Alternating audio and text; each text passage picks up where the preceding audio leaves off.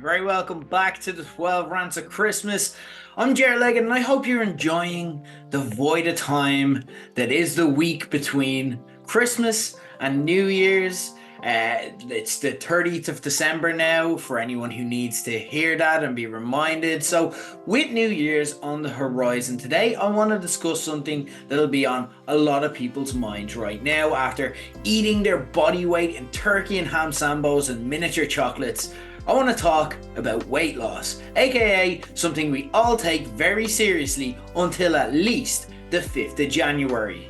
And I just want to make this clear at the outset. I don't want this to be one of those really sanctimonious kind of, come on guys, let's get moving. Here's how you get a six pack in 6 weeks videos, mainly because those are, for the most part, absolute bullshit. Seriously, I remember speaking with a friend of mine who is a personal trainer about those plans, and I was like, they're crap, right? They're not actually real. And he was like, look, they'll work for you if you do it, but realistically, nobody whose job isn't to work out permanently is going to do them forever. So yeah, they mainly end up just coming back and paying you again for the same plan in summer and then New Year as well, and that's how we make money. And I've been one of those guys who has struggled with my weight and my diet throughout the years, mainly the diet part, and the main reason that I struggled is because I fucking love food. Yeah, that's pretty much it. Like, I don't want to live a life where the only meal that I really enjoy is like on my birthday and on Christmas Day.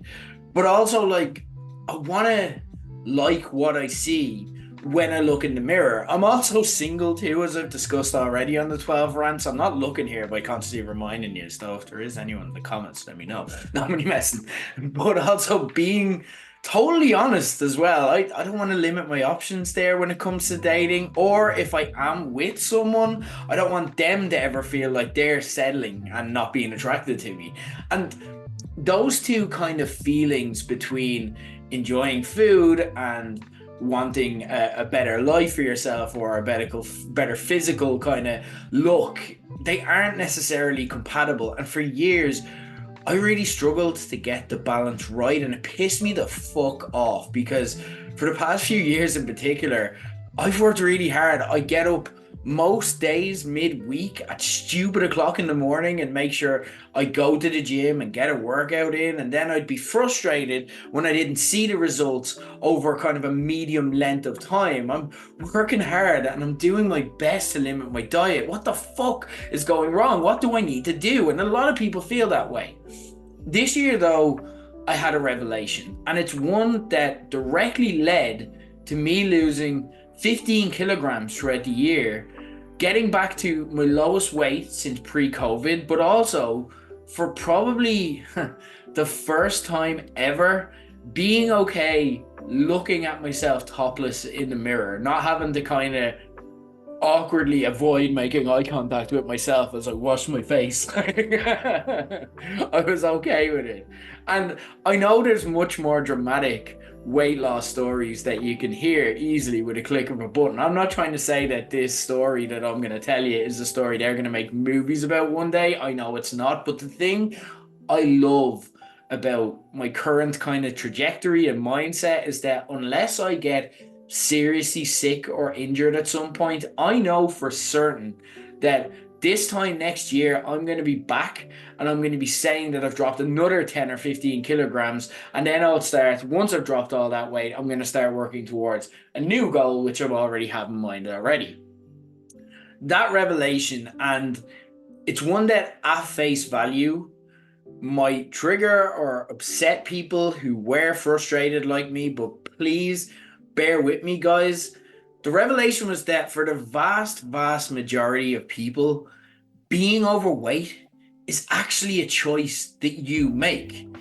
I do say most people because I want to caveat that there are some people out there with illnesses and conditions that do impact them in this way from being able to do so. But what I'd say to that is also, a lot of people are also very, who do struggle, they're very keen to put themselves in that bracket. Well, actually, it's not possible for me because I need to do this and this and this. But what I'd say is, if a doctor hasn't specifically told you you won't be able to exercise or diet for these specific reasons, it probably doesn't apply to you, and the choice part probably applies more than maybe you're comfortable with. And I'm not saying this to be a condescending dick here, I swear. If this is something you're frustrated with, I actually would like to help with this video, because the reason I'm making it is because this year I learned the one thing nobody will ever tell you about going on these journeys, either because they're in the fitness industry and it's in their best interest to be like, I'm the only one who can save you, or they've done a transformation themselves and they want to make it seem really like an achievement and something they've worked on, and it is as well. I'm not trying to take away from that, but the secret that I've discovered this year was, when I finally cracked the code, it wasn't that difficult. Like, there is not one thing I did this year, and I'll break it down for you as I go on, that 99% of people, likely you watching this right now, can do themselves. There's no monster workout, there's no insane diet, there's no huge ask of my personal time or investment or anything like that. It's just simple choices everyone can make. And that's because the thing personal trainers who live off selling new programs they market, like the Hydro Alpha Challenge or the Strongman Six Pack, don't want you to know is that no matter how you spin it, when it comes down to it, they're all just putting lipstick on a pig. They're all just dressing up a really straightforward concept, and that is that weight loss happens, you burn more calories than you consume. That's literally it. You sweat off more than you eat or drink. That's all. There's no, you can only eat carbs during these hours, or protein is the only thing a person can consume for up to 6 hours while in recovery from training, or anything like that. It's all bullshit. Like I say bullshit, it's not like they just made that up to make it more difficult. There is some science to the shite they spin, but really, that kind of hyper-specific advice is probably better tailored to athletes or the really elite fitness types who are trying to gain a competitive edge over other people in that top 1% bracket, which again, chances are you're not in that, because why the fuck would you be listening to me if you were? All you need to do is figure out a way of balancing your life on a sustainable basis that means you consistently sweat off more calories than you ingest. You'll lose weight, you'll look better, you'll feel better, you'll get loads of positive health benefits, your partner or just randomers will want to ride you more, and then if you want to do the extreme stuff, you can actually cross that bridge when you come to it, because you'll be in a more health-orientated mindset. Or you can just get to where you want to go and be like, I've got a good life balance now and I'm just going to keep enjoying this and have a fun life, and that's fine too. For me, I found that balance this year, and when I did, it was actually annoyingly easy. Like, it got me thinking, why have I not just been doing this for the past decade? And I'm happy to share what worked for me, so you can get a look at like how these plans work, because people tend to just focus more on the results than anything else, because what they're looking for is a well-deserved pat on the back, but they're not actually looking to share or kind of tell you what worked. And instead, you can rob an idea or two if there's something here you like. I'm not saying you have to do, or you can figure out your own balance. I'm not saying like this is the way to do it, this is the only way. I'm just saying this is a way that worked for me. For years, I had tried intermittent dieting with kind of inconsistent results. The beauty of intermittent dieting on paper is that it doesn't focus on what food you eat, which really rankled for me when it came to dieting, because I am a picky eater. Like, I don't want to eat broccoli and reams of it like for every meal personally. Intermittent dieting focuses on when you eat and how much you eat specifically. So you're not eating absolute vile shit that you hate. Your job becomes to find food that you like that works within the confines of that, then a diet you can commit to in the long term as a result. Where I used to run into a wall was that I was doing stuff like the 16 to 8 plan, where I'd fast for 16 hours a day, Monday to Friday, and then I'd have an 8-hour window where I could eat. Then the weekend would be my time and I could kind of do what I wanted. Where I ran into that wall was that I'd be fucking starving by the time my 8-hour period came around and end up going over my calorie allowance more often than not, and then I'd fucking binge at the weekend. So it was like a fucking dog let off the leash. So any benefits I had from the 4 days a week in the gym and my fasting periods, they were pretty much wrote off. I was pretty much just working back to my original weight and I wasn't losing anything. The plan that turned me around for good was the one I don't know if it's the official name. I'm not a guru, I'm not a fitness advisor, and again I shouldn't be your first point of call for all this stuff, but I call it the 5 to 2 plan. It's straightforward. There's no specific hours you have to fast per day where I can't eat. Instead, what I do is I just pick 2 days a week where I restrict myself to around 600 calories. So I'm looking at a fairly modest breakfast and dinner, but just 2 days a week. And 600 calories might sound crazy when you start it out. Like, you can basically find a good chunky steak fillet that's over 600 calories, or one oven pizza, but actually no, it's not that bad once you get used to it, and it's so few calories that it doesn't really matter at all what you're eating, and as whatever you try will work if you're sticking to that calorie intake. So that led to a lot of fun actually for me, mixing my diet up as I'd find foods that fit within those 600 calories. Like in December, for example, as we were getting closer to Christmas, I started eating a dinner that I used to have when I was a kid, that was like a mini pizza and a couple of potato waffles that had me so nostalgic that I wanted a Capri Sun just to wash it all down. I chose to pair my 2 days together and do Monday and Tuesday as my fasting days. And again, I'm not a fitness advisor, I'm not qualified, I'm not giving advice here or telling you what to do. So maybe speak to your GP before you do the same. I don't know if that's medically sound, but it did work for me. It was an adjustment for the first couple of weeks and I got a bit hangry at times. And when I started again in the new year, I'm easing up now for Christmas, but when I started again the new year, I probably will get hangry for maybe the first week until the muscle memory kicks back in. But then after that, it just became the norm and the way I lived.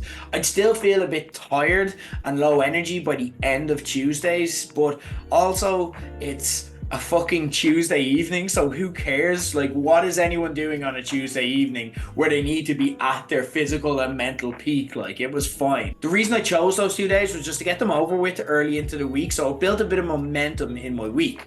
For the majority of the year, and I'll get more into this as we go on, I'd go to the gym Mondays to Thursdays. So you reach the end of Tuesday, which feels like it's just still the start of the week, mainly because it is. And I'm like, I'm done fasting already. And I'm already halfway done with the gym in the week. So it feels like I've done very little and it just flies in. And then on Wednesday morning, when I'm allowed to start to eat again, normal food, I feel like an absolute king. My energy is back, which means I then coast through the last 2 days in the gym and I've done all the hard work. I'm done for the week. I just killed the idea of cheat days. So aside from breaks I give myself for my birthday and Christmas, then just if I'm sick or injured and can't train, so I need a bit of comfort food, I pretty much never binge eat all year. That's not a bad thing though, because you never feel good when you binge eat.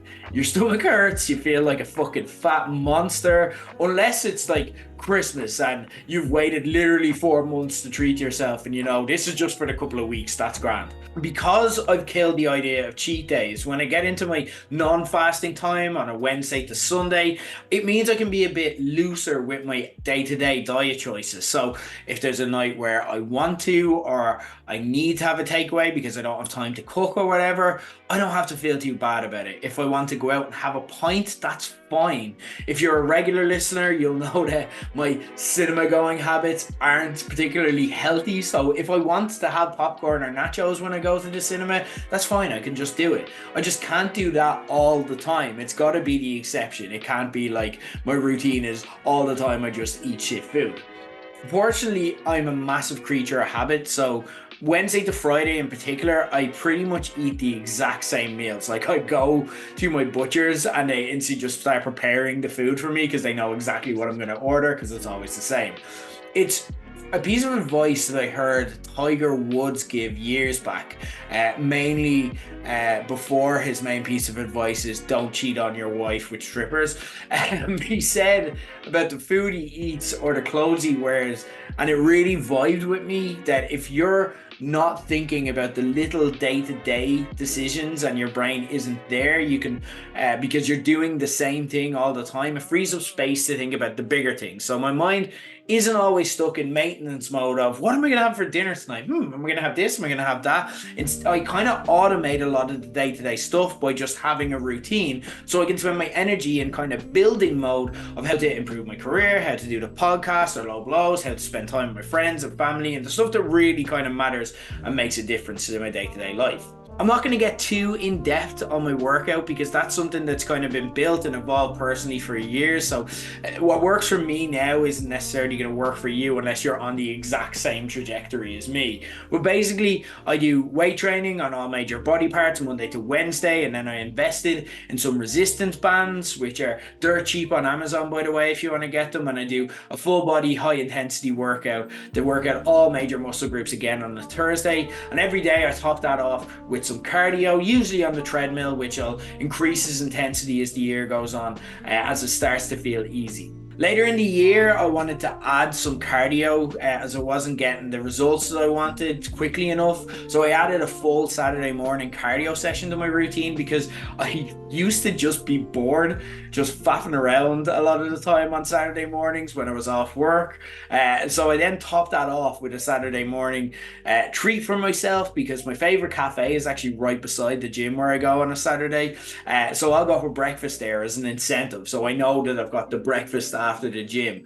And while I'm doing my cardio, what works for me to keep going, so I'm not thinking about like what I'm doing, and different people have different methods and go with what works for you, but I use it as a chance to catch up on my interests. So I'll watch like YouTube while I'm on the treadmill or the bike or whatever, or I'll binge a show on Netflix. So literally the same stuff I'd be doing at home in bed, except now I can feel good about it, whereas I used to feel like I was just being lazy or faffing about. If you are looking for specifics what to do, again, it doesn't help me giving you what I do unless you're on the same kind of level as me.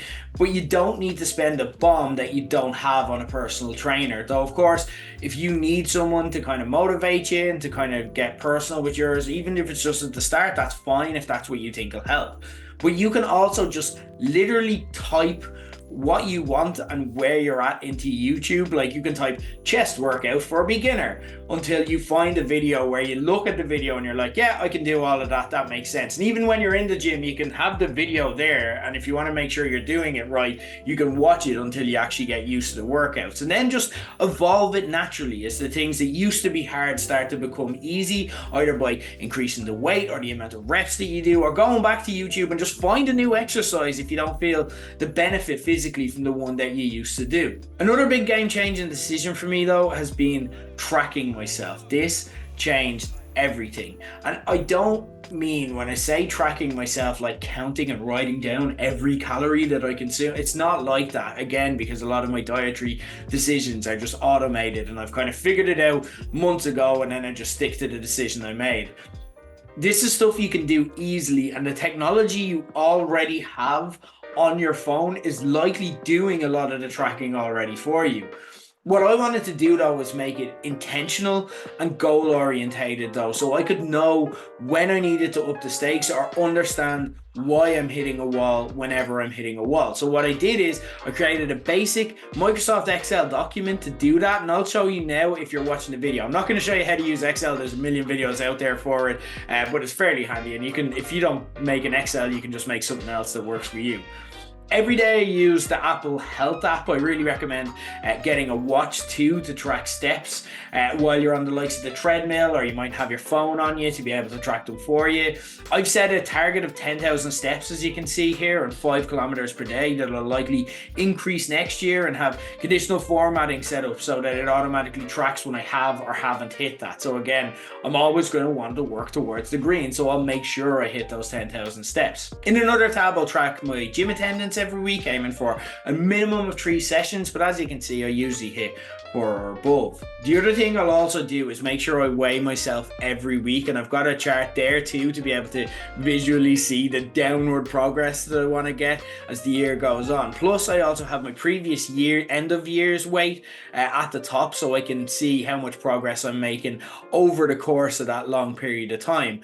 Since I'm only accountable for myself, I set my weigh-in for first thing on Wednesday morning, which if you consider, I've just finished fasting then, so it's the point of the week I'm probably going to be at my lowest weight, so I'm most likely to see progress that I'm making, and that's going to motivate me to continue. But it also is fair to weigh myself because I'm weighing myself at the exact same time. So if I weigh less than I did at this point last week, it's the exact same circumstances, so the work has actually worked. With all of that in place, it makes it really, really easy to see where I'm falling down. If I don't lose, or in fact actually I gain weight on a particular week, I can see that I haven't been to the gym enough, for the days that I haven't taken enough steps. Like, I know it logically in my mind, but I'm being intentional about it, so it's there. So I make sure I don't want that to happen at the end of the week, so I make sure that it doesn't happen. And if it does, I've got to write it down, and I've got to be like, you fucking idiot. So now I just need to be more intentional about that and then hit those goals next week. Or if I am doing all of the above, I'm hitting my steps target, I'm hitting my gym target, I'm hitting everything that I need to hit, but the weight is going up, then I just haven't been disciplined enough with my diet. And usually when that happens, again, you can think back to those decisions you made where you're a bit lax while fasting and you had a couple of donuts, you kind of knew were pushing it, or you went out for pints like 4 times at the weekend. But tracking all of this, having to open up this document every single day and put in the results means that I'm holding myself accountable. And once I had the document set up, that might sound like a lot of work. It takes literally a few seconds every day for me to put in the information. So it's not even a time drain or anything. The document is built. I just need to write down 2 numbers and there I'm done for the day. All of this is why I can tell you right now that, again, unless something mental happens, this time next year, I'll have done the exact same thing as this year. There is no room for me to fail because I'm constantly holding myself accountable. But the individual steps in themselves are pretty simple. It's just how I've decided to live now. And if all of that seems like a lot, think about it this way instead. Have I said a single thing in this video so far that you're actually physically incapable of doing yourself? I'm willing to bet that unless you've got a reason that a doctor's told you, the answer is no. Which takes me back to my main point, that if you want similar results but you aren't doing something similar yourself that you can explain, and you should be able to say, this is going to work, this is 100% guaranteed, this is why, with 100% certainty like I am here, it's a choice you've made. At some point in your life, you've consciously said, nah, I can't be arsed doing that. And that's the choice you've made to remain overweight. There's no 2 ways about it, especially once you've watched this video. And if that makes you sad, the choice that you've made, staying overweight, looking at yourself in the mirror, not being happy with the results, and so on and so forth, I think you need to ask yourself, why are you making that choice? Like, what life is it you're looking to preserve or protect by choosing to do the thing that makes you sad? Like, is it something that is quite common? Are you a bit afraid or worried of going down to the gym and starting out not knowing where things are and feeling a bit insecure and stuff like that in case people laugh? Because if that's the case, please, and I felt that way myself, okay? But I'm telling you right now, there is no place on earth where people give less of a fuck about what you're doing because they're so focused on themselves in the gym. Everyone in the gym is thinking about themselves and what they want to do. They do not give a fuck about you.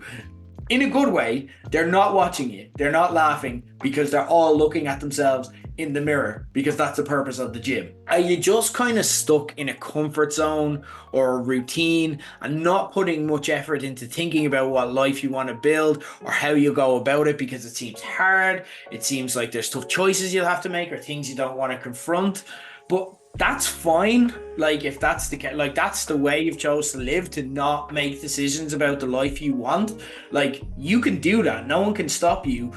But I want, through this video, you to be aware that it is a choice. It is. It's not the world conspiring. It's not anything like. It's a choice you've made to stay in your comfort zone. And again, if you're miserable, go back to that question of, why am I choosing to be miserable? Like, why? Why am I doing this thing that makes me sad? Or maybe you've responded to this and gone, you know what? I'm actually happy and have everything I want as it is. I wouldn't change anything, and there's nothing that I'm working towards that would motivate me to do anything different. And you know what?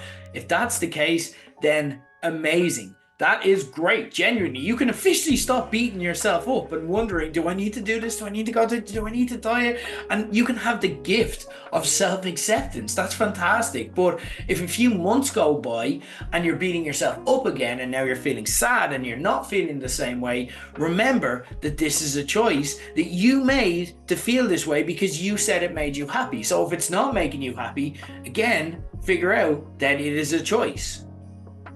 Saying that being overweight is a choice, at first glance, it looks like a really provocative and insensitive comment to make. But the one thing I want you to take away from this today is that it's not. It's actually really empowering, because now hopefully you realize that if it's making you miserable, you can just choose not to be that. Okay? You can't do anything that will make you not be that tomorrow, but you can choose not to be that 6 months from now, a year from now, and even going on the journey towards that will make you happier than it does currently. And the best part is, you don't have to dramatically overhaul your life to do so. That's fucking incredible. I'm telling you right now, everything I did, they're all simple steps. It's going into an app for 2 seconds every day and writing down a number. It is setting my alarm for a different time and then training my body to get used to waking up at that time and going to bed a little bit earlier as a result. It is all really fucking simple stuff. I made that choice not to be grossly overweight and miserable anymore. And I'm gonna be honest, it is one of the best decisions I've ever made, because the way I feel about myself today is just, I've never felt this way before. I've never honestly felt this way of like, yeah, fuck yeah, just with myself, like proud of myself. Like, that's a fucking great thing to have. If any of you do decide to do the same in this new year, I'd love to hear more about it. I'd love to talk ideas. I'd love to talk what works for you. If there's something you're like, here, you haven't maybe thought of this, is this something that might help you? Feel free to reach out. Keep me posted. I'd love to hear people's progress stories. That's been the 12 Rants of Christmas for today, guys. I'm Jer Leggett, and I'll be back tomorrow talking about a similar subject, but I'm going to talk about it in a slightly different way. We're going to talk about New Year's resolutions. I'll chat to you then, guys.